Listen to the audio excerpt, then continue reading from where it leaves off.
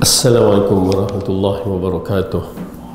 Innal hamdalillah nahmaduhu wa nasta'inuhu wa nastaghfiruh wa na'udzu billahi min shururi anfusina wa min sayyiati a'malina.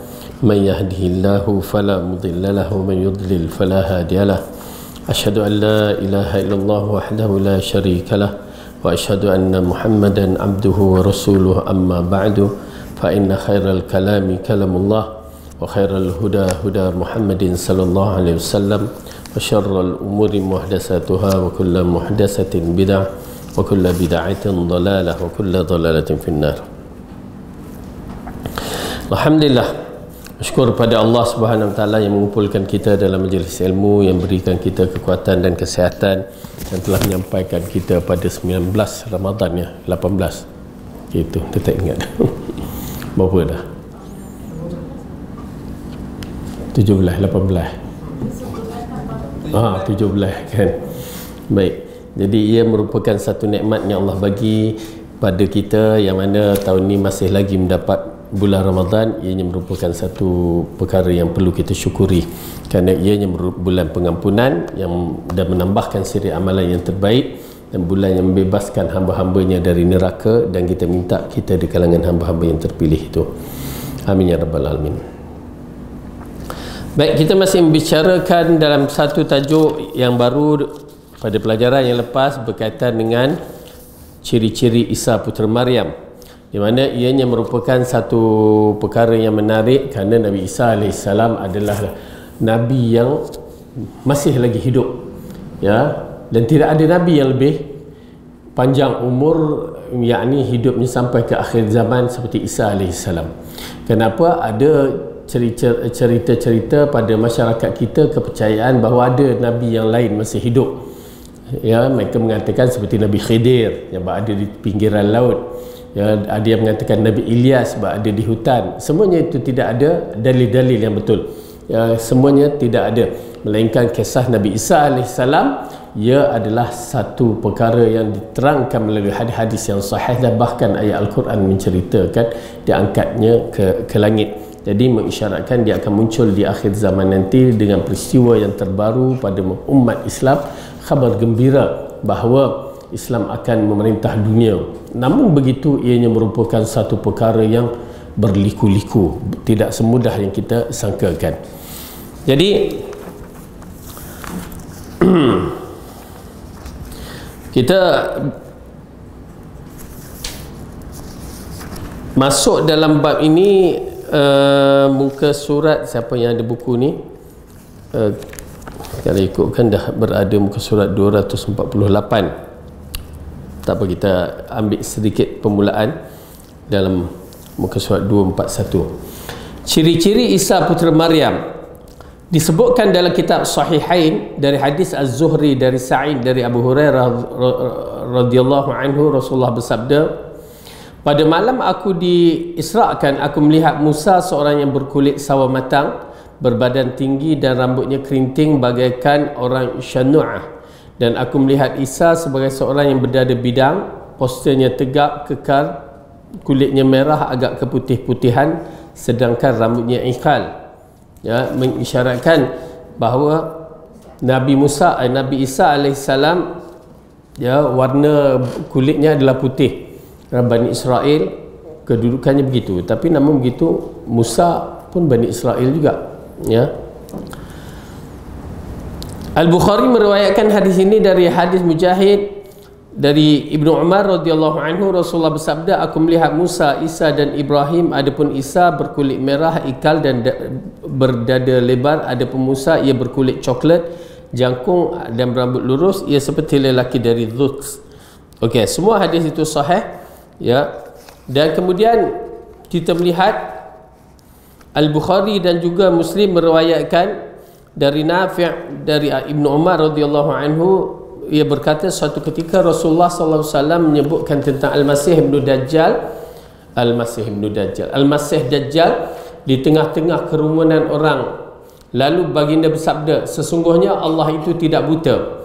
Ketahuilah Al-Masih Dajjal matanya sebelah kanannya buta. Okey, mata sebelah kanannya buta. Matanya seperti anggur yang menonjol. dalam mimpi Allah memperlihatkan kepadaku di dekat Kaabah seorang yang berkulit coklat seperti warna kulit coklat paling indah yang pernah dilihat pada kaum lelaki. Rambut telinganya menyentuh kedua pundaknya, rambutnya menitiskan air. Ia meletakkan kedua tangannya di pundak dua orang sambil bertawaf mengelilingi Baitullah. Aku kemudian bertanya, siapakah dia? Mereka menjawab, dia adalah Al-Masih putra Ibnu Maryam. Aku melihat seorang lain bahagian belakang rambutnya sangat ikal, matanya buta sebelah. Ia sangat mirip seperti Ibnu Qattan. Ia meletakkan kedua tangannya di pundak seorang sambil bertawaf mengelilingi Baitullah. Aku kemudian bertanya, siapakah dia? Mereka menjawab, dia adalah Masih Ibnu Dajjal. Okey. Jadi ini gambaran-gambaran yang diterangkan dalam bab ini. Okey. Yang paling penting kita ketahui bahawa Isa Al-Masih Isa alaihi salam merupakan lelaki yang akan muncul di akhir zaman. Ianya dikenali dengan sifat-sifat yang diterangkan. Dan bagaimana peristiwa ini akan berlaku, ya, maka kita lihat di antara riwayat-riwayat yang masyhur bagaimana dia datang. Daripada Az-Zuhri Ibnu Qattan Ibnu Qattan adalah seorang, Az-Zuhri berkata Ibnu Qattan adalah seorang Bani Khuza'ah yang mati pada masa jahiliah yang nak menceritakan tentang Dajjal tu.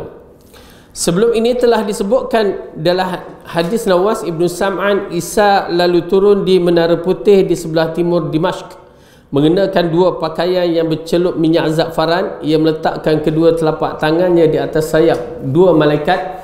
Saat ia menundukkan kepala, airnya menitis dari rambutnya, seakan-akan airnya menitis dari rambutnya.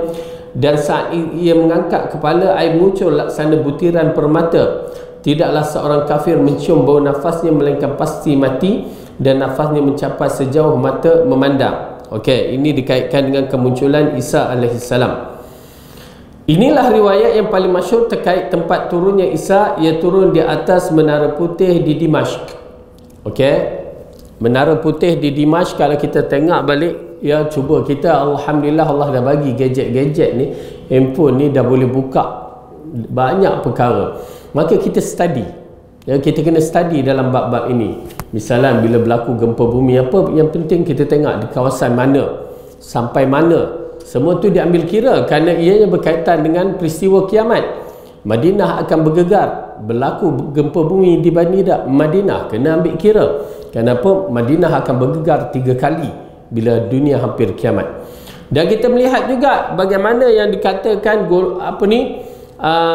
ini location tempat-tempat yang dikhabarkan, yang disebutkan tentang Isa akan turun di Menara Putih. Yang sampai sekarang Menara Putih itu disebut-sebut. Kalau kita baca akhbar ataupun berita-berita, kita menyaksikan dikatakan Menara Putih di Baitul Laham.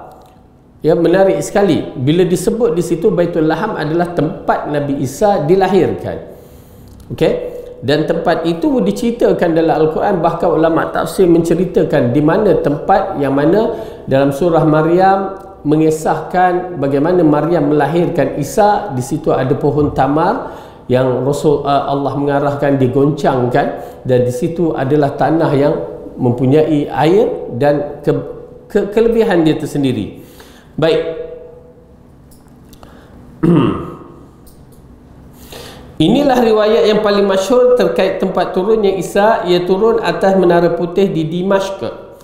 Aku membaca dalam sebahagian kitab bahawa Isa turun di atas Menara Putih di sebelah timur Masjid Jami' Damaskus. Mungkin inilah riwayat yang terjaga. Dengan demikian, riwayat menyebut Isa turun di atas Menara Putih di Dimashq. Lalu perawi mengungkapkan riwayat ini seperti yang dipahami. Dimashq sendiri tidak ada menara yang dikenali sebagai menara timur selain menara yang ada timur Masjid Jami' Al-Umawi.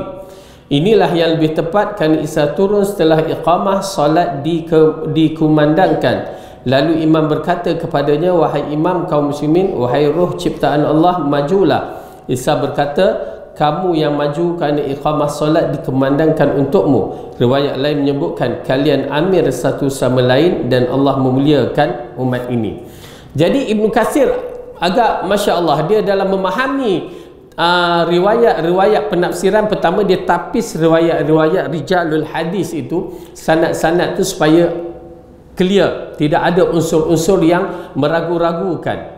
Kemudian bila dikombainkan hadis-hadis itu, terdapat bahawa Menara Putih itu dan dikaitkan dengan Masjid Jami' Al-Umawi. Ya, asalnya disebutkan Jami' Al-Umawi. Bila sebut Jami' Al-Umawi, kita tahu dah, bagi orang yang belajar tahu dah, itu masjid. Masjid Jami' yang dibina di zaman Umayyah, zaman Umayyah Bani Umayyah. Ya, Jami' Al-Umawi. Kita kalau masjid, masjid lah. Kecuali di Kuala Lumpur tu masjid Jami' kan. Dia masjid Jami'. Orang Arab tak. Kalau masjid, okey, disebut juga masjid. Dan kalau disebutkan Jami' itu, orang dah tahu dah, itu adalah masjid yang didirikan solat Jumaat. Ya, disebutkan Jami', masjid yang didirikan solat Jumaat. Kadang-kadang mereka sebut semua masjid yang diri solat Jumaat masjid Jami'. Ya. Dan kalau disebut masjid saja, di situ ada perbahasan. Dua. Pertama, masjid yang didirikan solat Jumaat dia akan sebut Jami'. Kalau masjid yang tidak didirikan solat Jumaat, itulah surau macam rumah kita tu.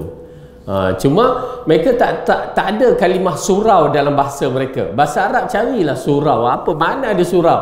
Ya, kita aja surau tu. Tu pasal kita terkonfuse sikit dalam bab hukum hakam yang berkaitan dengan hukum masjid. Ya. Sehingga kan sebenarnya surau itu adalah masjid dalam bahasa Arab. Saya sendiri yang dah balik Pakistan pada waktu tu, kali pertama saya pergi tu, balik saya masih lagi tak jelas. Ialah kita terhidup dengan bahasa Malaysia kita. Bila wakil daripada Darul Bir di Dubai sana datang ke Malaysia, dia pusing-pusing Kuala Lumpur, dia kata susah nak cari tempat solat ni. Dia sebut masjid. Dia kata aku nak bina lah satu masjid, apa pandangan kamu? Kita terus masjid tu terus Masjid Jami' tu, masjid yang diri Jumaat. Bukan senang lah prosedur dia. Kalau surau senang kan, kita tak ingat waktu tu. Lepas tu adalah berlaku sikit, kita cerita-cerita. Lepas tu dia, yalah waktu tu masih lagi dibenarkan, ya, apa keuangan tu tidak menjadi masalah sebelum berlaku 11 September tu kan. Okey. Bila saya pergi kali kedua, saya pergi ke pejabat Darul Bir tu, ya, saya tengok mereka memang bina masjid banyak di Pakistan sana.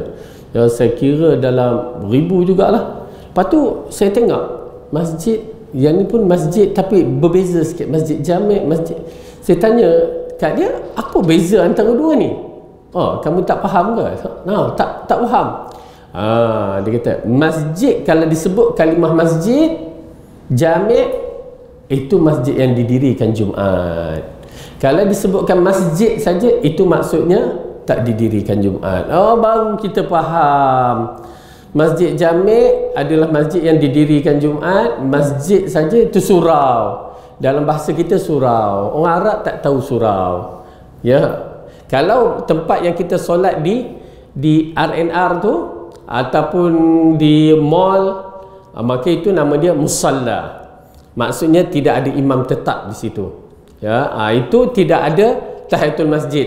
Tapi kalau disebutkan surau ataupun masjid, yang istilah bahasa Arab tu kita surau, maka kalau ikut ada tahiyatul masjid. Ada ruang untuk tahiyatul masjid. Ya, maka di situlah datang juga kalau surau, kalau orang nak beriktikaf, ya, khilaf ulama tetapi dibenarkan. Kalau kita rasa nak duduk masjid tu susah, ya, kita ambil ke masjid surau, maka ada ruang. Ya, perbahasan ulama tu ada lagi. Maka ada ruang untuk beriktikaf. Baik. Maka yang menarik sekali dalam bab ini, Jami' Al-Umawi, Masjid Jami' Al-Umawi, jadi dekat dengan Baitul Laham tu tak jauh, dikaitkan dengan apabila Isa AS turun ke Baitul Laham tu, ya, kat Menara Putih tu, bertepatan dengan waktu solat, berarti tak jauh daripada tempat yang disebutkan Isa akan turun, dan dia nak melakukan solat dan orang kenal dia waktu itu, dan diminta, wahai Isa, sila kamu dirikan solat. Lalu Rasulullah mengatakan, bagaimana kamu rasakan bahawa seorang Nabi melakukan solat di belakang umatku? Ya, hanya berlaku kepada umat Muhammad sahaja. Kerana bila seorang Nabi itu muncul, biasanya, ya, tidak ada siapa yang boleh menjadi imam. Kerana itu Nabi. Ya, itu Nabi. Itu pasal kedudukan Abu Bakar hebat. disebabkan Rasulullah minta Abu Bakar jadi imam di waktu dia sakit tu, jadi imam. Ya. Okey, maka kedudukan itulah yang menyebabkan di antara keistimewaan umat Muhammad yang mana mereka boleh menjadi imam kepada seorang nabi yang disebutkan itu Isa. Dan Isa sendiri mengatakan, aku tak nak jadi imam kerana ini adalah kelebihan umat kamu, umat Muhammad, dan kamu adalah umat dia. Okey, baik, kita lihat. Bangunan menara direnovationkan pada masa kami, yakni zaman tu, tepat pada tahun 741 Hijrah. Ya, dah direnovatekan dengan batu-batu putih. Dana pembangunan menara ini bersumberkan dari kaum Nasrani yang membakar menara digantikan dengan menara baru. Mungkin ini termasuk salah satu mukjizat kenabian yang nyata, kerana Allah menakdirkan pembangunan menara putih itu dari dana kaum Nasrani hingga Isa putera Maryam turun di atasnya lalu membunuh babi, mematahkan salib, tidak menerima pajak dari mereka. Namun siapa yang masuk Islam diterima, dan jika tidak mahu masuk Islam, yang ni kita dah bahaskan, ia dibunuh. Itu ada perbahasan sedikit dan nakal, ya. Bukan maksud, kadang-kadang dia terjemahkan ada masalah, bukan maksud dibunuh, mungkin diperangi. Ya, kalimah diperangi itu. Kerana apa? Kita menyaksikan dalam bab itu adalah Isa akan menjalankan pemerintahan adil, orang kafir still masih ada lagi. Okey. Cuma nak menceritakan dalam bab ini yang mana hikmah yang terkandung disebabkan apa dia? Berlaku pembinaan itu dari batu-batu putih. Yang disebutkan menara putih itu bukan disebabkan cat di putih. Ya, memang dari batu-batu putih, marmar putih. Misalnya kita kat Mekah, takkan ada satu marmar hitam, marmar putih itu. Ya, siapa yang solat dekat marmar putih itu sejuklah. Walaupun panas waktu itu, dia tetap tak rasa panasnya. Tapi kalau yang marmar hitam tu, subhanallah. Saya sekali tu solat Jumaat lewat datang. Ya, datang awal pun tak dapat saf awal Jumaat lah, ya, di Madinah. Saya datang pukul 9. Rupanya mereka lagi awal, mula datang lewat dan pukul 11 je lah, macam kita lah datang ni. Tak dapat saf depan, tak dapat, pasal dah dicop. Saya datang, saya kata aku akan datang awal. Kita datang awal pukul 9, tak dapat juga saf depan, dapat saf kedua je. La ilaha illallah. Lepas tu tanya orang kat situ, dia kata mereka dah cop, mereka datang awal subuh tu, mereka dah cop baris depan tu. Masya Allah, kita mungkin dah datang awal subuh macam tu. Okey, jadi sekali tu terlewat, yalah saya handle jemaah tu, terlewat kali tu, ya, datang sampai tak ada tempat dah, penuh kan, penuh tu, terpaksa solat kat luar. Jadi waktu solat tu betul-betul dekat batu hitam. Kita style Arab waktu tu pakai iqal yang jenis tu kan, macam Arab tu. Solat tak bawa sejadah. Okey, Allahu Akbar. Solat, waktu nak sujud tu, kena pula musim tu panas. Nak sujud tu letak terangkat tu. Panasnya ya Allah. Kata kan. Terangkat terus. Ambil serban letak lapik. Sujud atas serban tu, ya, macam tu. Kenapa? Kepanasan. Okey, cuma nak cerita kat sini bahawa batu yang dibina pada menara putih itu adalah memang batu yang berwarna putih, kedudukan dia. Jadi ini di antara yang disebutkan oleh Ibnu Qayyim, Imam Ibnu Katsir, ini adalah mukjizat, salah satu kelebihannya Allah cerita melalui apa yang Rasulullah sabdakan, ya, dan ia merupakan menetapkan mukjizat. Itu pasal kita akan menyaksikan kenapa apa yang berlaku sekarang di tempat Yahudi sana yang membina benteng-benteng tu, ya, dia benteng besar sekali seperti mana benteng yang memisahkan antara Jerman Barat dan Jerman Timur tu, dia memisahkan tempat Palestin tu, dia bina kawasan dia. Itu semua adalah tanda mukjizat yang Rasulullah isyaratkan bahawa Dajjal akan dibunuh di Babul Lud. Ya, satu pintu gerbang yang mana Dajjal akan cuba masuk melalui pintu gerbang tersebut. Kalau tak ada benteng, mana ada pintu? Kan? Kalau tak ada satu tempat yang ditutup, maka tak ada pintu. Maka hikmah yang Allah nak ceritakan, mereka buat dinding-dinding tembok besar untuk memisahkan antara Yahudi, negeri haram Israel itu, dengan umat Islam ataupun negeri berjiran tu. Adalah hikmah dia nak menceritakan ada satu pintu yang mana disebutkan Babul Lud. Okey, kita akan sampai bab tu. Baik. Jadi itu di antara perkaranya. Seperti itu Isa menguasai orang kafir di bumi saat itu. Hadis ini mengkhabarkan apa yang akan dilakukan Isa dan syariat tak kala itu, kerana Isa semata-mata memutuskan perkara yang sesuai dengan syariat Islam yang suci, disebutkan dalam sejumlah hadis sebelumnya. Okey, sudah. Dalam bab ini kita menyaksikan bahawa Isa alaihissalam dia turun, dia bukan membawa ajaran yang dibawa pada zaman dia hidup di muka bumi. Ya, bukan ajaran Injil lagi. Kenapa? Isa bila dia hidup di zaman Rasulullah, maka dia akan mengikut syariat Rasulullah sallallahu alaihi wasallam. Ya, itu pasal bila kita menyaksikan apabila Umar membuka lembaran Taurat di depan Rasulullah, merah padam muka Rasulullah sallallahu alaihi wasallam. Ya Umar, apa yang kamu buat? Ya, lalu Umar kata, aku membaca, nak tengok aja. Lalu Rasulullah kata, kalau Musa hidup pada zaman ini pun, dia akan ikut aku. Kan, mengisyaratkan semua bila ada munculnya syariat Nabi yang tak Nabi pada ketika itu, semua akan mengikut syariat Nabi tersebut. Jadi kita menyaksikan Nabi akhir zaman ini adalah Rasulullah sallallahu alaihi wasallam, maka Nabi Isa akan mengikut syariat. Jadi ramai yang menyangka bahawa bila Isa turun ke bumi dia akan membawa syariat dia sendiri. Tak, Isa akan mengikut syariat Rasulullah sallallahu alaihi wasallam. Baik, sekarang kita lihat bab yang dituliskan oleh Imam Ibn Katsir dalam bab munculnya Ya'juj wa Ma'juj. Okey. Ya'juj wa Ma'juj ini diceritakan di dalam Al-Quran beberapa kali. Di antaranya surah Al-Anbiya, dan yang kedua surah Al-Kahfi.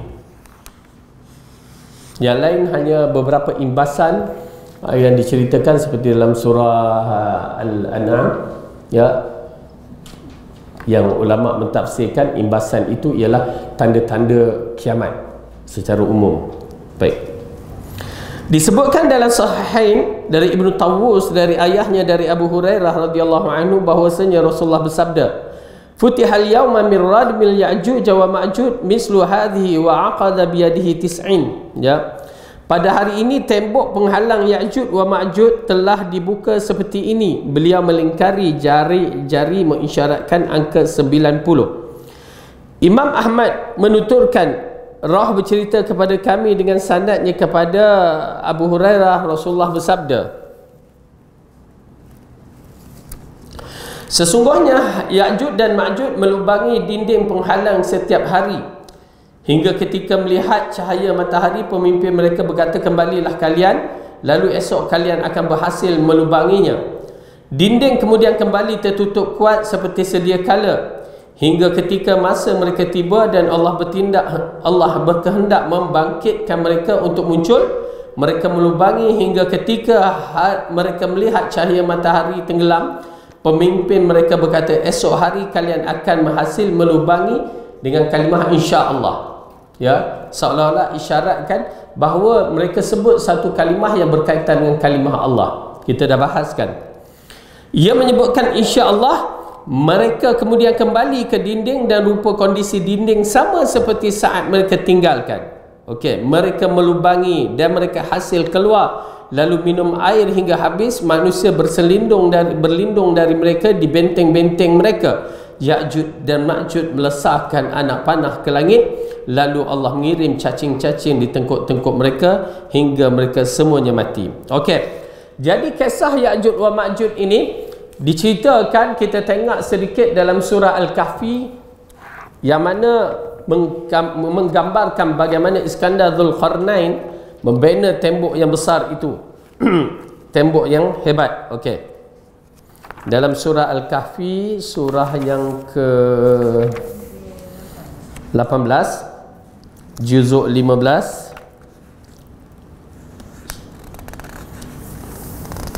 juzuk 16.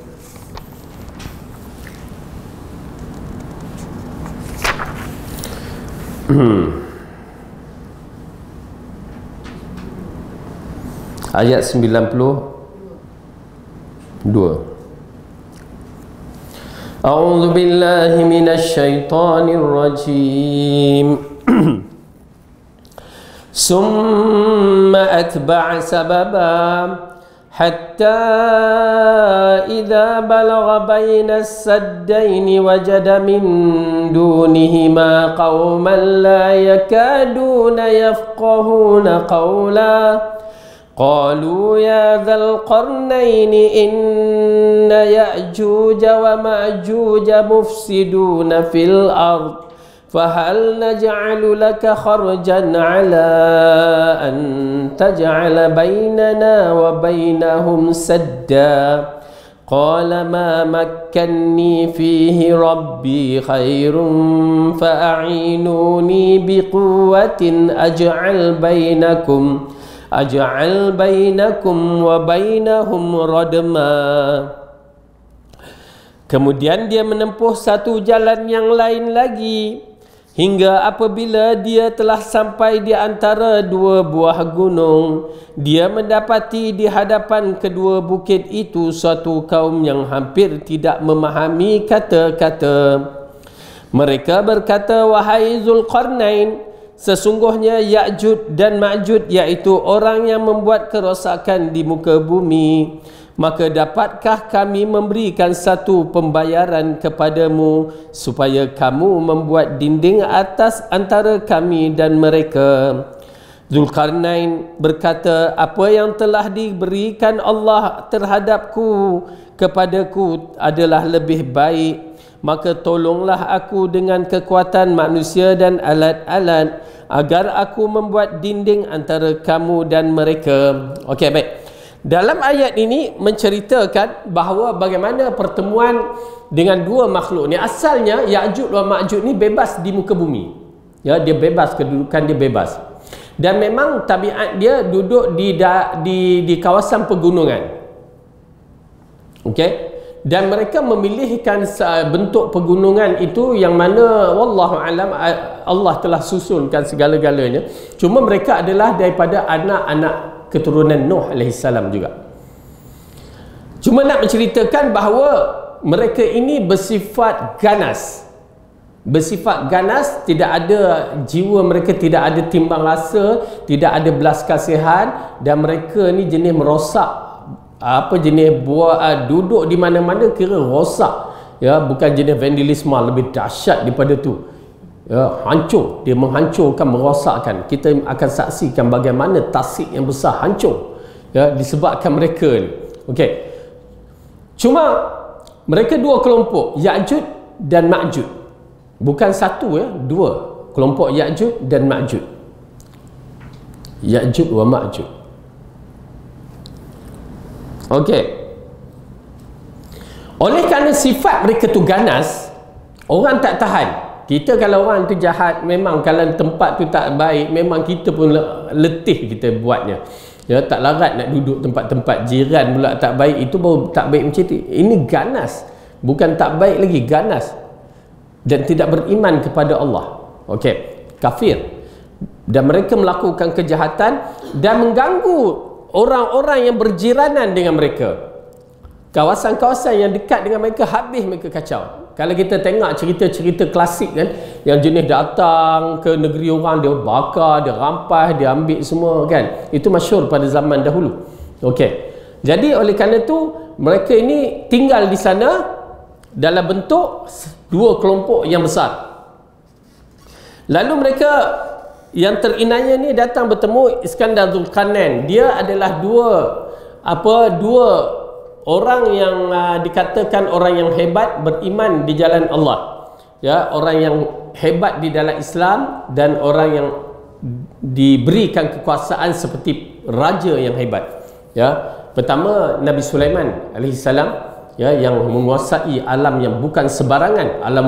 Alam jin dia kuasai, alam angin dia kuasai, binatang-binatang ya dimiliki oleh Nabi Sulaiman. Itu pasal bila Balqis nak cabar dia tunjuk, sebelum Balqis cabar dah ditunjukkan kehebatan dia tu kan. Bila burung hudhud menyampaikan berita tentang bagaimana seorang raja dan pembesarnya berbicara, disampaikan kepada Sulaiman. Ya, Sulaiman mengatakan kita akan hantar tentera yang terhebat yang tak pernah mereka lihat. Tu dia.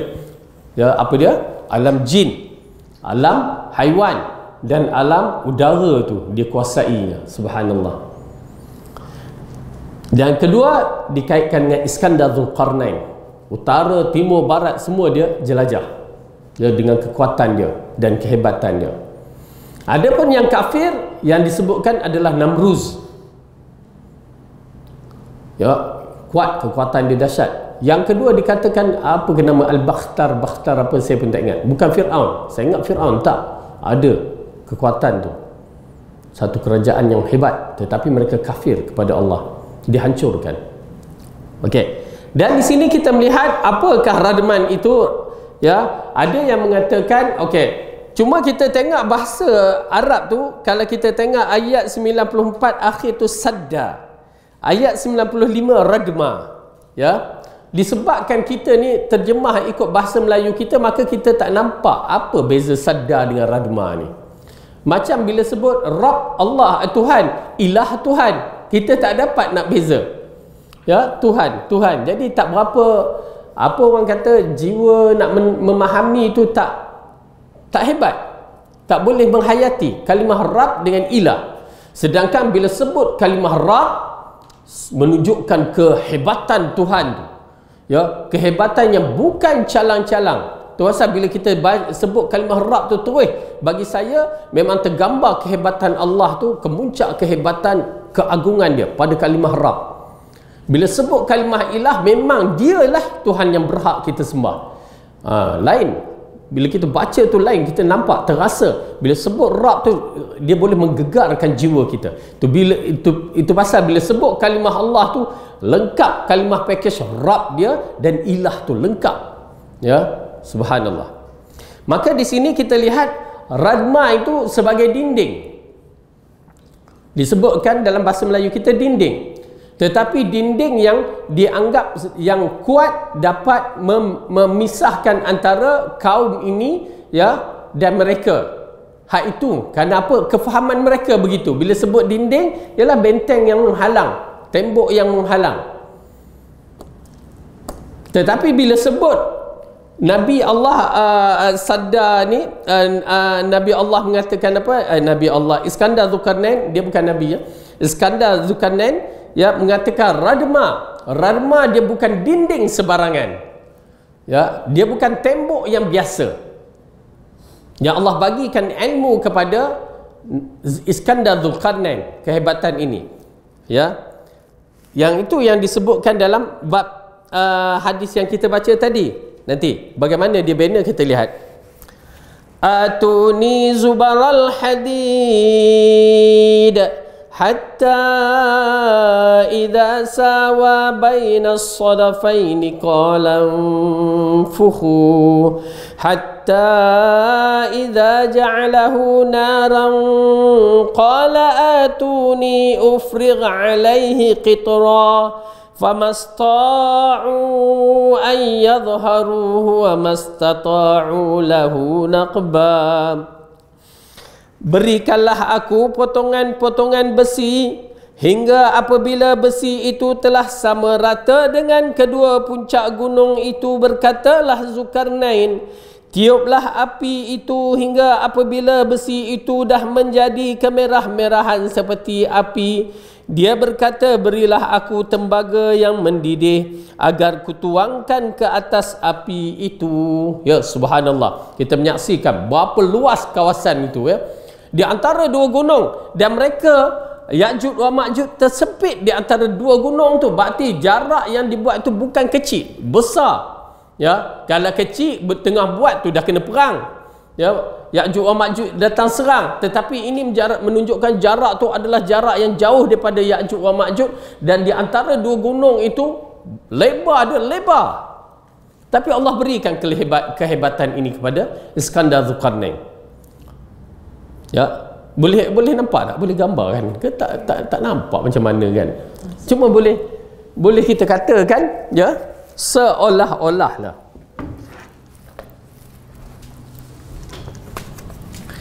Dia bentuk macam curve sikit. Dia bentuk macam itu. Gunung-gunung tu dia bentuk dia macam itu. Ya. Jadi jauhlah. Jadi dua Ya'juj dan Ma'juj berada di kawasan yang macam itulah lebih kurang, ataupun narrow dia sikit kan. Dia yang penting begitu kedudukannya, dan gunung ganang tu tinggi. Yang mana tak boleh dipanjat. Seolah-olah gunung tu dalam bentuk yang macam itu. Kalau panjat jatuh. Ya. Kemudian Iskandar Zulkarnain dia buat blok kat sini. Dan sudah tentu luas ni. Ya, luas. Sini jarak ni berapa besar jarak, wallahu alam. Bayangkan start daripada Iskandar Zulkarnain sampai hari ni dah kira berapa juta yang ada sini, wallahu alam, dan dibuat blok kat sini. Okey, inilah dinding dia. Nak naik kat sini mereka tak boleh kerana keadaan yang mungkin curam, ya, gunung ganang curam, mereka tak dapat melepasi. Hanya tinggal di sini, nak naik pula yang menjadi masalah. Mereka tak boleh nak naik kerana yang dibuat oleh Nabi oleh Iskandar Zulkarnain itu menarik. Ya, campuran antara besi dan tembaga. Alloy, apa ke nama orang kata. Ya, bakti kuat sangat-sangat. Okey, kita lihat apa berlaku. Kemudian dia mengatakan, maka mereka tidak dapat mendakinya dan mereka tidak dapat pula melubanginya. Okey, mereka tak dapat daki dan mereka tak dapat melubanginya. Okey, maksud melubangi ini ialah mereka tidak boleh keluar melalui lubang jika mereka nak lubangkan dinding tersebut. Dan disitulah kita lihat, qala hadza rahmatun min rabbi fa idza jaa wa'du rabbi ja'alahu dakka wa kana wa'du rabbi haqqan.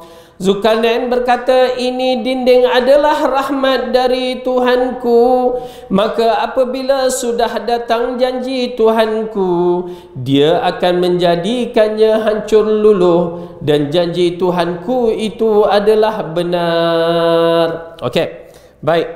Maka di sinilah diceritakan bahawa hadis yang kita baca yang tadi, yang mana Ya'juj wa Ma'juj cuba melubangkan, tak berjaya. Dan dia cuba lagi dan cuba lagi. Tiap-tiap hari mereka melubangi dinding Ya'juj wa Ma'juj. Dan pada hari zaman Rasulullah SAW yang kita telah bacakan di rumah Ummu Salamah kalau tak salah, yang mana dia mengatakan bahawa telah terbuka lubang Ya'juj wa Ma'juj itu sebesar ini lebih kurang. Ya, percubaan mereka untuk membuka lubang tersebut. Nampak tak? Dengan arti kata lain, percubaan itu telah berjaya besar ni je. Dan mereka cuba lagi, dah berjaya besar. Ya, mereka dah excited sangat, dah besar dah. Okey, esok kita datang balik. Bila datang esok, dia jadi kecil balik. Lalu mereka cuba lagi. Bayangkan tuan-tuan dan puan-puan, percubaan ini start daripada zaman Rasulullah. Sebelum itu dah zaman Rasulullah dah terbuka. Sampai sekarang percubaan tu lagi belum ada ruang, tetapi Allah mengatakan janji Allah itu yang paling tepat. Maka kita menyaksikan hadis tadi, apabila mereka korek lubang tu, dan akhirnya salah seorang mereka ataupun ketua mereka mengatakan, hari dah petang, dah nak malam, maka esok kita datang lagi dengan izin, macam kita dengan izin Allah, kita sebut begitu. Yang kita pasal kita tahu menyebut Allah, mereka tidak. Seolah-olah mereka mengisyaratkan Tuhan yang satu. Ya, semua orang akan mengisyaratkan Tuhan yang satu. Dia waktu bila? Waktu kecemasan, waktu tertekan, waktu yang Allah bagi misal mereka berada di atas lautan, di dalam kapal, di atas lautan yang sedang bergelora, semua berdoa pada Tuhan yang satu untuk selamat. Macam kita naik kapal terbang, tiba-tiba bergegar sikit, macam mana keadaan? Oh, risau, doa ya Allah selamat, selamat. Begitu keadaan mereka, terus kepada Tuhan yang satu. Maka lelaki Ya'juj wa Ma'juj, ketuanya mengatakan diizin Tuhan atas, yakni Allah. Okey, maka bila disebut kalimah itu, esok dia datang tengok lubang tu tidak seperti semula. Berarti lubang tu dah besar, ya, dah besar dan boleh dikorek lagi. Maka bila waktu itu dia korek, akhirnya lubang tu boleh membesar dan mereka akan keluar. Bila? Kita tunggu. Apabila Isa turun ke bumi. Dia berlaku selepas Isa turun ke bumi dan lepas Dajjal dibunuh. Ya, ia akan berlaku. Okey.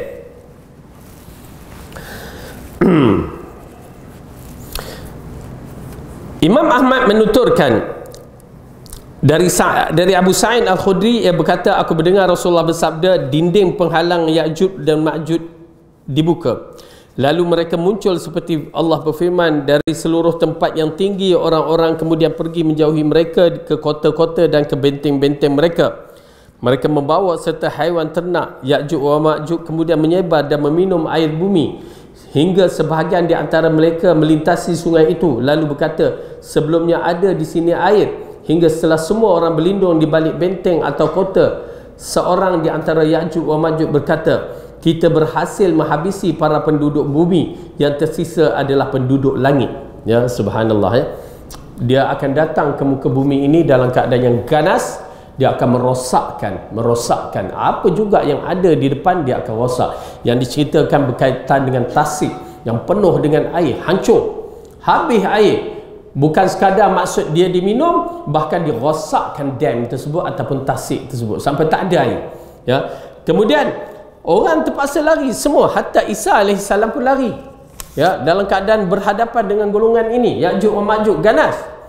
Dan mereka mengatakan, bila mereka lihat tak ada dah kaum mereka, ya, mereka mengatakan, kita dah hancurkan makhluk di muka bumi ini, manusia di muka bumi, ya, penduduk di muka bumi. Sekarang kita nak dituju kepada Allah, ya, nak menghancurkan Allah. Okey, kemudian seorang di antara mereka menggerak-gerakkan tombaknya ataupun panahnya, dilempar ke atas langit. Tombak itu kembali turun kepada mereka dengan bersimbah darah sebagai ujian dan fitnah bagi mereka. Saat mereka berada dalam kondisi seperti itu, ya, mereka ingat mereka bila lontar tu, Allah pulangkan tombak tu dalam keadaan berdarah. Ya, mereka mengatakan, Tuhan di langit telah kita bunuh, kan? Subhanallah, kan? Ini di antara kita tak nafikan pemikiran mereka itu pemikiran orang yang bukan macam kita. Kita tahu mana ada tombak boleh kita tembak ke atas pun takkan sampai ke muncak yang paling tinggi pun berapa ribu meter je. Ya, tetapi kebodohan mereka itu, ya, seperti mana yang Namrus nak bunuh Tuhan, seperti mana Fir'aun yang nak mengarahkan Haman membina bangunan yang tinggi. Aku nak tengok Tuhan Musa, kerana mereka zaman tu tak ada satelit yang membuktikan kita dengan jarak yang begitu jauh. Okey, alhamdulillah teknologi moden mengajarkan kita banyak perkara yang boleh memikirkan kebodohan zaman dahulu punya pemikiran.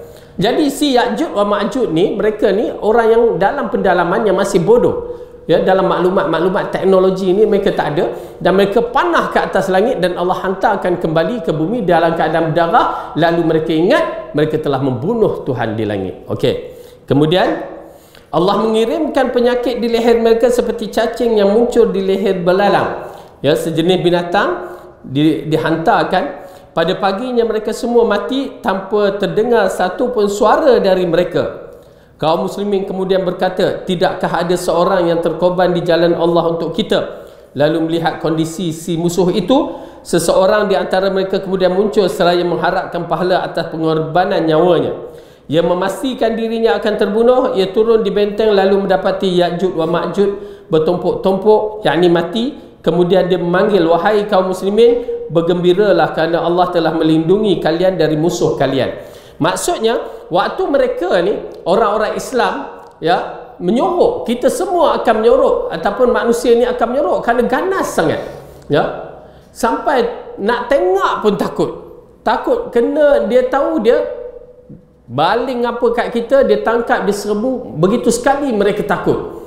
Yang menyorok di dalam gua, yang menyorok di segala-gala tempat, macam bangunan ni dah tak ada apa-apa bagi mereka. Mereka masuk, pecah, cari apa semua, bunuh ya. Jadi seolah-olah mereka ni menyorok di dalam gua. Lalu dikatakan dalam perbincangan itu, dah lama mereka menyorok tu, tak adakah siapa yang sanggup berkorban atas nama Allah? Pergi tengok ya, sanggup tak? Siapa yang sanggup?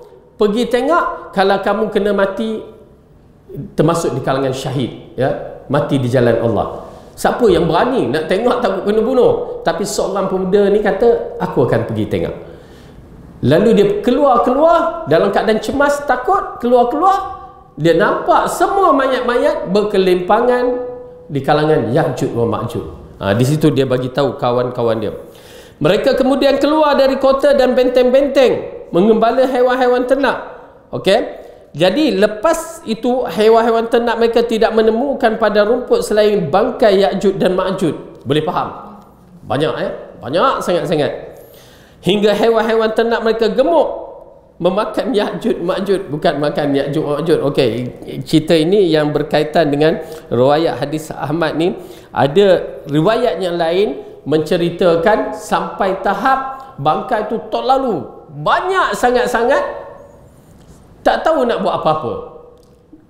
Kalau tsunami itu boleh lagi ya, 300,000 yang mati, boleh masih ada lagi tanah untuk dikebumikan, nak dibuang. Ini banyak sangat-sangat sampai tak tahu nak buat apa.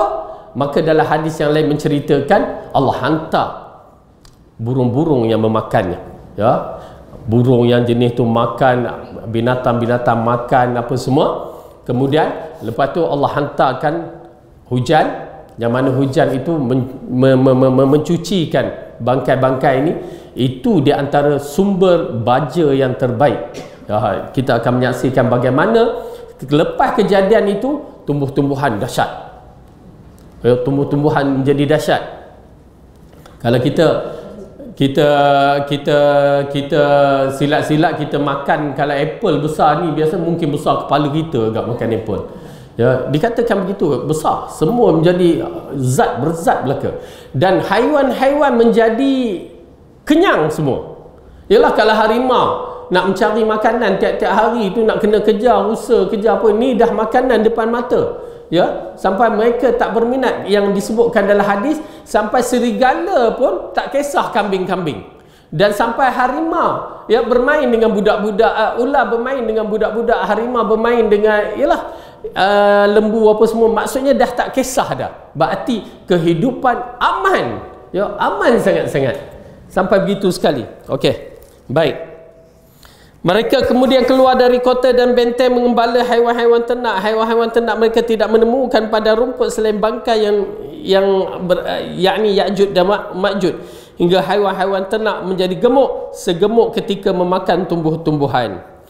Disebutkan dalam hadis Nawas. Hadis tadi diriwayatkan oleh Ahmad dan para perawinya dikatakan thiqah. Okey, dipercayai.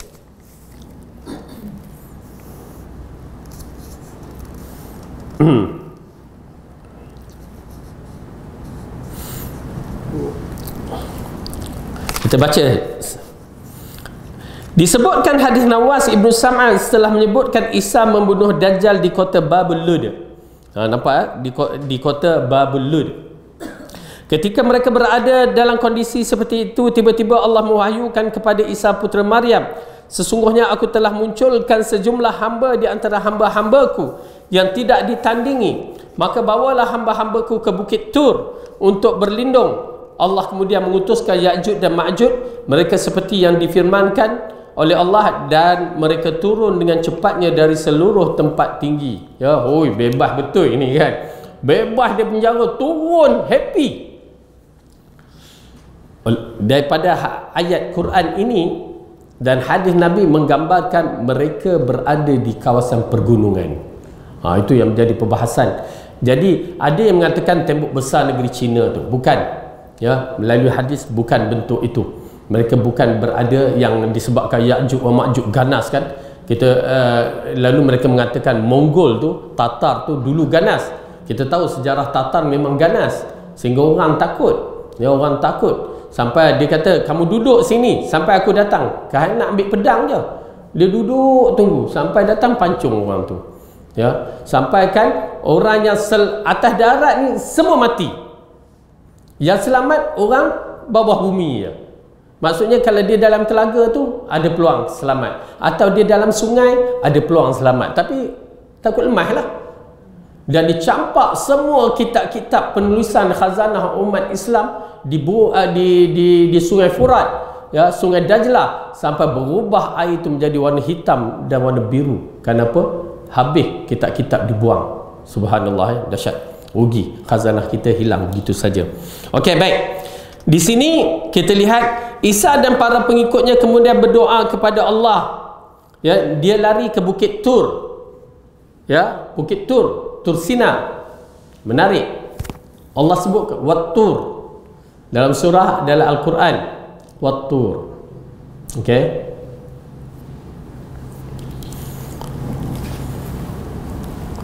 Okey. Isa dan para pengikutnya kemudian berdoa kepada Allah. Allah lantas mengiringkan cacing di leher-leher mereka. Pada pagi hari mereka semua mati serentak seperti kematian satu jiwa. Isa dan para pengikutnya berdoa kepada Allah, lalu mengirim burung-burung yang seperti leher unta, lalu membawa bangkai mereka ke tempat seperti yang Allah kehendakinya. Okey. Ka'ab al-Ahbar, bila masuk Ka'ab al-Ahbar ni, dia termasuk cerita-cerita Israiliyat sedikit. Berkata di tempat bernama Mahil, di tempat terbitnya matahari, Allah kemudian mengirim hujan yang setiap rumah dari bulu maupun rumah dari tanah tidak terhalang darinya selama 40 hari. Saat itu sekelompok orang memakan delima dan mereka bernaung dengan kulit-kulit delima. Okey, boleh faham? Dia makan buah delima tu, kulit tu macam payung. Boleh jadikan payung, waktu besar. Tu yang saya kata apple besar kepala. Ya, besar. Kemudian dan seterusnya sehingga sabda Nabi, saat mereka berada dalam kondisi seperti itu, tiba-tiba Allah mengirim angin sepoi yang berhembus di bawah ketiak-ketiak mereka, lalu mencabut nyawa setiap muslim, atau beliau bersabda, menyabut nyawa setiap orang mukmin, hingga yang bertahan hidupnya hanyalah orang yang buruk. Mereka berzina di hadapan banyak orang, layaknya seperti keldai, kepada mereka lah kiamat menimpa. Okey, itu ada jarak dia. Cuma nak ceritakan, berarti akan berlaku peristiwa itu yang mana Ya'juj wa Ma'juj mati, manusia hidup dalam keadaan aman. Dan diperintah oleh Nabi Isa dan Imam Mahdi, dia ada peringkat siapa mati dahulu. Kemudian lepas mati Imam Mahdi dan Isa alaihissalam, berselisih pandangan berapa lama.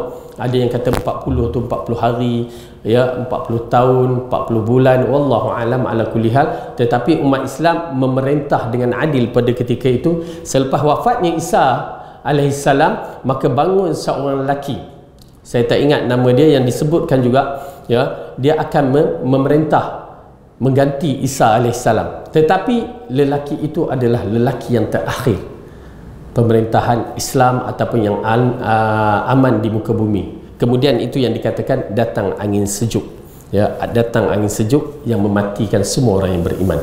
Okey.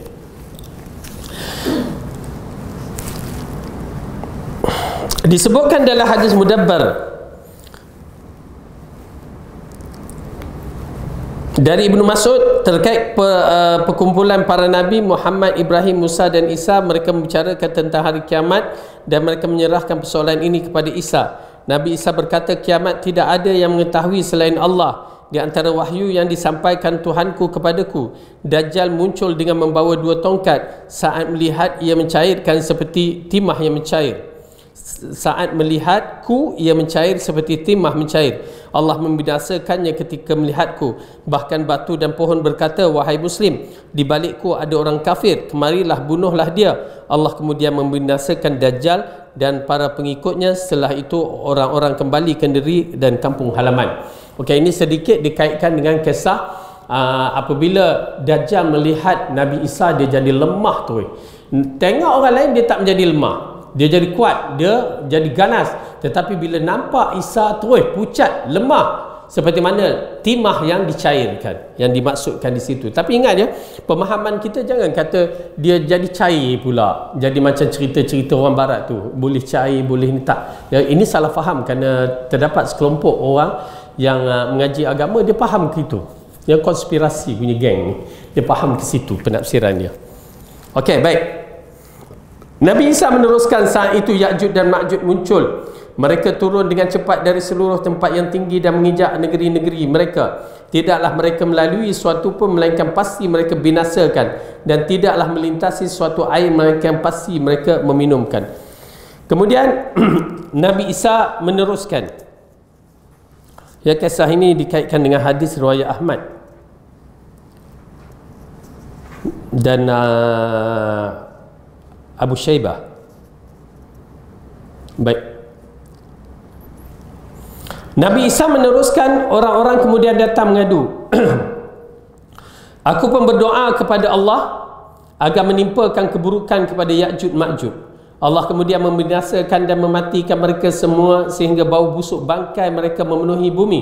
Allah kemudian menurunkan hujan dan menghanyutkan bangkai mereka hingga membuang mereka ke laut, dan menghanyutkan di antara wahyu yang disampaikan kepadaku adalah, jika itu terjadi, maka kiamat sudah seperti wanita yang hamil yang sudah tiba waktunya untuk melahirkan. Keluarganya tidak tahu kapan mereka dikejutkan dengan kelahiran si bayi, malam ataupun siang. Okey, boleh faham kan? Subhanallah. Berarti kalau dah sampai kepada Ya'juj wa Ma'juj tu, berarti dunia tak lama dah. Yes, dunia dah tak lama. Subhanallah. Bagi saya, kita jangan tunggu Ya'juj wa Ma'juj, ya. Sekarang ni lah kalau nak bertaubat ke apa, nak tunggulah sampai sana, entah-entah kita mati dulu. Okey. Saya sampaikan bahawa Ya'juj, Imam Ahmad menuturkan lagi. Muhammad dari Ibnu Harmalah dari bibinya berkata, Rasulullah berkhutbah sementara beliau merban jari kerana disengat kala jengking. Beliau bersabda, kalian mengatakan bahawa kalian tidak punya musuh. Sesungguhnya kalian akan terus memerangi musuh hingga Ya'juj dan Ma'juj muncul. Wajah mereka lebar, mata mereka sepet, mereka turun dengan cepat dari seluruh tempat yang tinggi. Wajah mereka seakan-akan perisai-perisai bertumpuk. Di sini yang datang penafsiran Mongol tu, apa, Tatar tu adalah Ya'juj wa Ma'juj disebabkan sifat muka mereka begitu. Ya, sebenarnya tidak. Kalau kita tengok, saya ada orang-orang Afghanistan tu, kita kenal orang Afghanistan, tapi bukan Afghanistan. Bila tengok kat Mekah tu, kita tanya, kami bukan Afghan, kami Kurdi, kan, bangsa Kurdi. Cuma nak menunjukkan kelompok ini berada di satu kawasan yang mana asal kawasan mereka berbentuk matanya yang disebutkan apa dia? Wajahnya lebar, mata mereka sepet sikit. Ya. Kita ni macam mana? Sepet tak? Ada sepet. Kita Melayu kan? Tapi dari mana? Yunan kan? Dalam sejarah kata kita dari Yunan. Contoh anda perempuan, saya duduk di Pakistan, tak balik-balik Malaysia. Tak balik-balik Malaysia. Ya, kali kedua tu tak balik Malaysia. 5 tahun duduk tak balik. Balik-balik Malaysia ke airport, saya tengok orang Melayu semua sepet mata. Tak sedar kita Melayu, tapi saya tengok, sepet semua mata ni. Pandangan saya lah. Pasal dah lama tak jumpa orang Melayu ni, ya, yang banyak ni tengok kat airport, kata kat isteri, sepet mata dia pun, apalah, tak ada lah. Nampak tu semua macam sepet. Nampak tak? Pemandangan masing-masing lah. Tetapi bila dah sama, tak ada, nampak dah. Tapi waktu mula balik tu, pasal dah lama tak balik ke Malaysia, dia nampak macam tu. Yang nampak, satu hidung, mata sepet, hidung pesek. Ya, orang Melayu. Kita duduk Pakistan tu, dia hidung sejengkai semua. Ya, Shah Rukh Khan, siapa lagi? Kan? Amir Khan, Kajol, semua sejengkal hidung, mancung. Kita kat Malaysia sepet, pesek hidung kita. Cuma nak ceritakan, bangsa ini lebih cenderung kepada bangsa Turki ke bawah. Ya, Turki, Kyrgyzstan, Uzbekistan, apa lagi? Afghanistan masuk ke China apa semua tu. Ya, jadi kedudukan itu yang menjadi perbahasan. Orang ramai yang membahaskan di mana mereka sebenarnya. Ala kulli hal, kita tak berapa penting untuk membahaskan di mana mereka. Yang penting kita bersiap sedia untuk menjauhkan daripada fitnah Dajjal ini dan Ya'juj wa Ma'juj. Dan kita habiskan sikit, ya. Saya sampaikan bahawa Ya'juj Ma'juj adalah dua kelompok makhluk dari Turki. Nampak di Ibnu Katsir mengatakan di situ. Ya. Seperti disebutkan dalam kitab sahih, Allah berfirman pada hari kiamat, wahai Adam, Adam menyahut, aku memenuhi panggilanmu. Lalu Allah menyeru dengan suara, keluarlah utusan neraka. Adam bertanya, berapa? Allah menjawab, dari setiap 1999 dijebloskan ke neraka dan satu masuk syurga. Pada hari itulah anak kecil menjadi uban dan setiap wanita hamil menggugurkan kandungannya. Lalu dikatakan, bergembiralah kerana Ya'juj wa Ma'juj menjadi tebusan kalian. Ya, ini perumpamaan yang dikatakan tempat-tempat neraka itu dipenuhi, di antaranya Ya'juj wa Ma'juj. Ya, subhanallah. Disebutkan dalam riwayat yang lain dikatakan, sesungguhnya di tengah-tengah kalian ada dua umat. Tidaklah keduanya mereka berada pada suatu melainkan pasti membahayakan, iaitu Ya'juj wa Ma'juj. Hadis ini disebutkan selanjutnya dengan lengkap jalur riwayat dan lafaz-lafaznya. Ya'juj wa Ma'juj dari keturunan Hawa. Sebagian ulama menyatakan bahawa mereka bukan keturunan Hawa kerana suatu ketika ada mimpi. Okey, ini tak apa. Ya'juj dan Ma'juj berasal dari keturunan Nuh, dari keturunan Yafis, nenek moyang bangsa Turki. Mereka pernah hidup di bumi dan disakiti.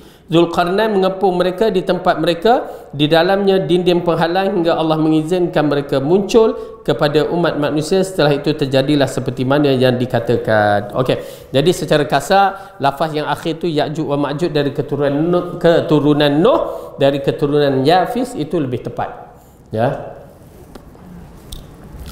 Wallahu a'lam bissawab. Ada apa soalan nak jawab kita nanti ni? Sebenarnya Ustaz, mereka ni yang macam Ustaz cakap, dia macam bangsa Kurdis yang dekat Afghan tu, dia memang jadi yang kasar-kasar kan? Secara kasar memang kasar. Ya. Tapi yalah, pasal kita ni lembut. Yang kita ni lembut. Mereka tu kasar. Kita macam mana yang kita nak sebut? Kita ni memang lembut. Orang selain daripada kita nampak kasar. Tetapi asalnya bukan kasar bagi mereka. Ya, kadang-kadang kalau kita nampak macam makan kat berbuka, misalnya makan berbuka di Masjidil Haram ke Masjid Nabawi, dia campak aja roti macam tu. Uish, apa campak-campak, kasar. Tapi bagi mereka biasa. Kan? Itu bangsa. Kita dia ketuk kita dia macam tu, itu biasa. Kita tak boleh ketuk kepala. Mengamuk kita. Kan? Depa tak ada apa. Tapi kita pukul punggung kawan kita tak apa. Mereka tak boleh. Yang tu mereka tak boleh. Dan memang betul pun mereka. Kerana hadis melarang bermain di antara pusat dengan lutut tu. Jadi secara kasar, nak kata kasar tu banyaklah kita kena nilai. Satu lagi saya menilaikan, saya melihat beberapa sejarah, mereka kasar kerana kehidupan mereka. Ya, terutamanya orang awal dulu. Kehidupan mereka apa dia? Kalau kita saksikan sampai sejarah Osmaniyah, sampai berlaku Perang Dunia Kedua, kita melihat masyarakat itu dibina di atas dasar peperangan. Seorang kelompok bersedia untuk mempertahan kelompoknya, mesti kuat. Dia tak boleh lembek-lembek, ala lembut, tak ada. Mesti kuat, lelaki dan perempuan masing-masing kuat. Kerajaan Bani Umayyah, misal kerajaan Khilafah Osmaniyah tu, wanita-wanita seperti isteri kepada Osman, pengasas Bani Osmaniyah tu, medan perang mereka ada. Mereka berperang. Kita cuba tengok. Nak perang, ya Allah, tengok darah dah menjerit. Ya, ni bunuh apa semua. Jadi kasar. Jadi kekasaran mereka itu adalah bersesuaian dengan suasana dan zaman. Ya, kita lembut. Memang tak nafikan lembut. Baik hati pula tu. Memang baik. Orang Melayu ni baik. Tapi baik-baik berbahaya. Kena tipu selalu. Ya. Itu kelebihan orang Melayu. Saya tak nafikan kita beradab, berakhlak apa semua, tapi lembek, tapi baik.